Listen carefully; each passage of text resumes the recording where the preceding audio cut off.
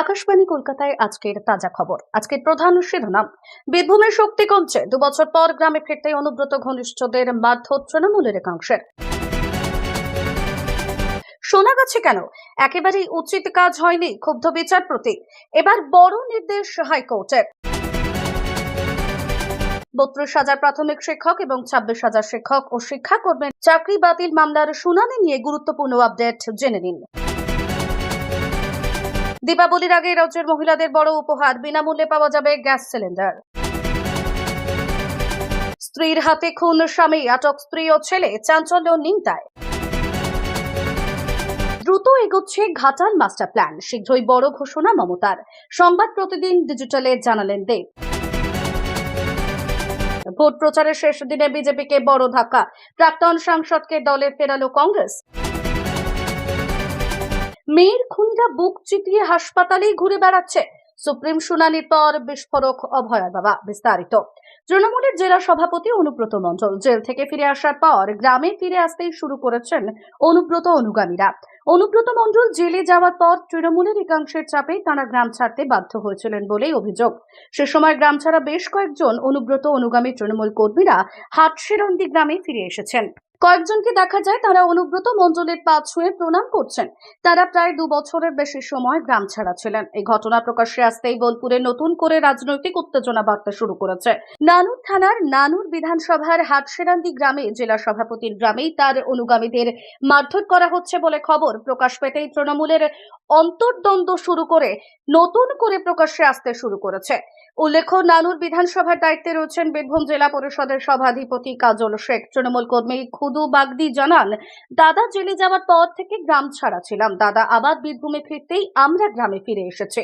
নানুরে অনুব্রত ঘনিষ্ঠ তৃণমূল নেতা করিম খান জানান, অনুব্রত মণ্ডলের গ্রামেই এই ধরনের ঘটনা ঘটছে। পার্টি অফিসে ডেকে নিয়ে গিয়ে মারধর করা হচ্ছে, যারা মারছে তারা দলের লোক, যাদেরকে মারা হচ্ছে তারাও দলের লোক। ঘটনাটি ঘটেছে কেষ্টদার গ্রামে। এ ধরনের ঘটনা গ্রামে গ্রামে ঘটলে প্রশাসনের এখতিয়ারের বাইরে চলে যাবে।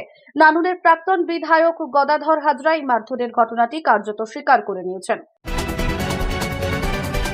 অস্বস্তিতে অবসরপ্রাপ্ত আইপিএস পঙ্কজ দত্ত প্রাক্তন পুলিশ কর্তা রক্ষা কবচের আবেদনের সাড়া দিল না কলকাতা হাইকোর্ট। এদিন বিচারপতি রাজর্ষি ভরদ্বাজের এজলাসে মামলা উঠলে বিচারপতির নির্দেশ, মামলার দুপক্ষেরই তাদের বক্তব্য হলফনামা আকারে জমা দিতে হবে। আগামী 18 নভেম্বর মামলার পরবর্তী শুনানি রয়েছে। আরজি কর কাণ্ডের প্রতিবাদে বক্তব্য রাখতে গিয়ে অবসরপ্রাপ্ত এই আইপিএস বলেছিলেন, আরজি করের মতো জায়গায় একজন মহিলা চিকিৎসককে নির্যাতন করে মেরে ফেলা হলো, সোনাগাছির মতো জায়গায় হলে তাও মেনে নেওয়া যেত। এ নিয়েই শুরু হয় বিতর্ক। বিচারপতি বলেন, এর থেকে অসম্মান করার জন্য আর কি দরকার? যেখানে অসহায় মহিলারা থাকেন সেই জায়গা উদাহরণ হিসেবে উল্লেখ কেন করা হলো? এটা একেবারেই উচিত কাজ হয়নি। পঙ্কজ দত্তের আইনজীবী বলেন, মহিলাদের অসম্মান করা উদ্দেশ্য ছিল না, একটা নিরাপদ এবং নিরাপত্তাহীন জায়গার দৃষ্টান্ত হিসেবেই সেটা বলা হয়েছে, কোনো মহিলার উদ্দেশ্যে কিছুই বলা হয়নি। বিচারপতি বলেন, কিভাবে বলা হয়েছে সেটা বড় কথা নয়, কিন্তু যেভাবে কথাটা বলা হয়েছে সেটাই যথেষ্ট ওই মহিলাদের অসম্মান করার জন্য। এখনই তাকে কোনো অন্তর্বর্তীকালীন সুরক্ষা দেওয়া হচ্ছে না বলেই জানিয়ে দিয়েছে হাইকোর্ট। আগামী 18 নভেম্বর মামলার পরবর্তী শুনানি। আজ কলকাতা হাইকোর্ট এবং সুপ্রিম কোর্টে শিক্ষক নিয়োগের দুর্নীতি সংক্রান্ত মামলার শুনানি আছে। কলকাতা হাইকোর্টের ডিভিশন বেঞ্চে 32,000 প্রাথমিক শিক্ষক শিক্ষিকা নিয়োগ দুর্নীতি সংক্রান্ত মামলার শুনানি রয়েছে। মামলাটি 67 নম্বর সিরিয়ালে আছে। সুপ্রিম কোর্টে 2016 এসএসসির 26,000 শিক্ষক শিক্ষিকা এবং শিক্ষাকর্মী নিয়োগ মামলার শুনানি আছে। সুপ্রিম কোর্টের মামলাটির উপরেই নির্ভর করেছে 26,000 শিক্ষক এবং শিক্ষাকর্মীর ভবিষ্যৎ। আজ সুপ্রিম কোর্টে চাকরি বাতিল মামলার শুনানি রয়েছে। চাকরিহারাদের স্কুলে ফেরানোর রক্ষা কবচ দিয়েছিল শীর্ষ আদালত। সিবিআই এর তদন্তের অগ্রগতির উপর নির্ভর করছে মামলা। ওএমআর হার্ড ডিস্ক নিয়ে সুনির্দিষ্ট তথ্য দিতে পারবে সিবিআই। কোন বিষয়ের উপর বিবেচনা করা হবে আগে থেকেই জানালো আদালত। আজ মামলার দিকে তাকিয়ে আছেন চাকরিহারাদের পাশাপাশি বঞ্চিত প্রার্থীরাও।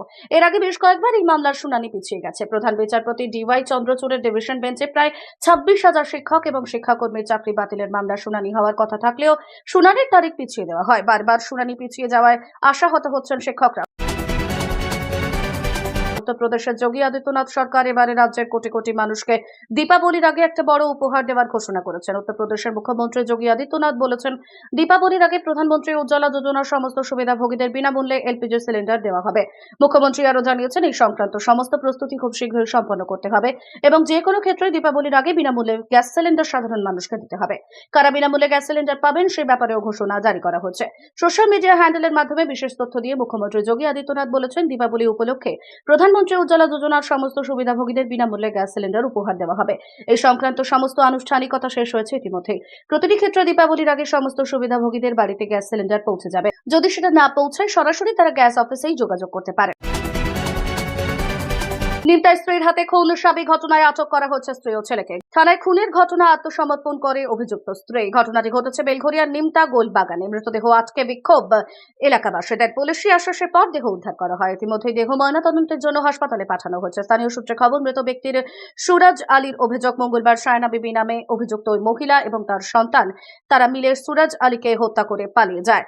পরের দিন সেই খবর জানাজানি হতেই মৃতদেহ আটকে রেখে চলে স্থানীয়দের বিক্ষোভ। যদিও খবর পেয়ে ঘটনাস্থলে পুলিশ এসে দেহ উদ্ধার করে পরবর্তীতে আজ বৃহস্পতিবার অভিযুক্ত মহিলা ও তার ছেলেকে আটক করা হয়। পারিবারিক অশান্তি নাকি অন্য কোনো রহস্য রয়েছে তা খতিয়ে দেখছে নিমতা থানার পুলিশ। তবে কি কারণে এই হত্যাকাণ্ড তা এখনো স্পষ্ট নয়। দুর্গাপুজো, বন্যা, প্রতিবাদ, উৎসবের আবহে বৃহস্পতিবারের সংবাদ প্রতিদিনের দপ্তরে এসে একাধিক চোখা প্রশ্নের মুখে পড়লেন টলিউডের সুপারস্টার তথা ঘাটালের তৃণমূল সাংসদ দেব। নিজের আসন্ন সিনেমা মুক্তি থেকে রাজনীতি সমস্ত কিছুর উত্তরই একেবারে দক্ষতার সঙ্গে দিলেন তিনি। পুজোর ঠিক আগে নিজের সিনেমার মুক্তি নিয়ে সংবাদ প্রতিদিন দপ্তরে এসে ঘাটাল মাস্টার প্ল্যানের কথা শোনালেন দেব। নিজে বললেন, কাজ এগোচ্ছে, আশা করি আগামী বছরের ফেব্রুয়ারি মাসে মুখ্যমন্ত্রী নিজেই সুখবর দেবেন। তবে একা দেবের পক্ষেই কাজ করা সম্ভব নয়, তাই জন্য ঘাটালের বেশ কিছু জমি অধিগ্রহণ করতে হবে। সেই কাজে ঘাটালবাসীর সহযোগিতা চেয়েছেন সাংসদ। এ নিয়ে কুণাল ঘোষও মনে করিয়ে দিলেন, প্রকল্পের বাস্তবায়নের কাজ সহজ নয়, একাধিক জটিলতা রয়েছে। তাই বন্যার সমস্যার মোকাবিলায় মাস্টার প্ল্যান তৈরিতে শুধু দেবের উপর আশা করলেই হবে না, তাকে সাহায্য করতে হবে ঘাটালবাসীকে। হরিয়ানার বিধানসভা নির্বাচনী প্রচারের শেষ দিন বড় ধাক্কা খেল বিজেপি। প্রাক্তন সাংসদ অশোক তানওয়ার আবার তার পুরানো দলে ফিরলেন। রাহুল গান্ধীর হাত ধরে ফের কংগ্রেসে যোগদান করলেন হরিয়ানার এই নেতা। রাহুল গান্ধী তাকে কংগ্রেস পার্টির উত্তরীয় পরিয়ে স্বাগত জানান। অশোক তানওয়ার হিসার থেকে লোকসভার সাংসদ এবং হরিয়ানা কংগ্রেসের সভাপতি ছিলেন। 5ই অক্টোবর ভোটের আগে প্রচারের শেষ দিনে কংগ্রেস নেতা রাহুল গান্ধী আজ হরিয়ানা নির্বাচনী সভায় বক্তব্য রেখেছেন। এ সময় রাহুল গান্ধী বলেন, আমরা কাশ্মীর থেকে কন্যাকুমারী পর্যন্ত যাত্রা করেছি এবং যেখানে যেখানে বিজেপি বিরোধীদের বাজার খুলছে আমরা ভালোবাসার দোকান খুলেছি। তিনি দাবি করেন যে আমরা ভালোবাসা এবং একতার কথা বলি, তারা ঘৃণা ছড়ায় এবং দেশের মধ্যে বিভাজন করার চেষ্টা করে। রাহুল গান্ধী দাবি করেন যে বিজেপি এবং আরএসএস সংবিধানকে ধ্বংস করছে। মেয়ের খুনিরা বুক চিতিয়েই হাসপাতালে ঘুরে বেড়াচ্ছে। সোমবার সুপ্রিম কোর্টের শুনানির শেষে সোদপুর নাচাগড়ের বাড়ি থেকে বেরিয়ে এভাবেই ক্ষোভ উগরে দিলেন আরজি করের নিহত তরুণী চিকিৎসকের বাবা। একই সঙ্গে ক্ষোভ প্রকাশ করে সন্তানহারা বাবা বলেন, যারা মেয়ের সঙ্গে ঘটনা ঘটিয়েছে তারা এখনো বুক চিতিয়ে হাসপাতাল চত্বরে ঘোরাঘুরি করছে। একই সঙ্গে জুনিয়র চিকিৎসকদের আন্দোলনের সমর্থন জানিয়ে তার সংযোজন, জুনিয়র ডাক্তাররা যে যুক্তিতে কর্মবিরোধী করছে সেটা কি অন্যায়? এটাই আমার প্রশ্ন। ন্যায়সঙ্গত কারণেই তারা আন্দোলন করেছেন, নিরাপত্তা না থাকার কারণেই তো আমার মেয়ের এই রকম পরিণতি হলো। ভবিষ্যতে যাতে এরকম ঘটনা না ঘটে তার জন্যই তো ডাক্তারদের এই আন্দোলন। Bureau report, 23 news Bangla channel.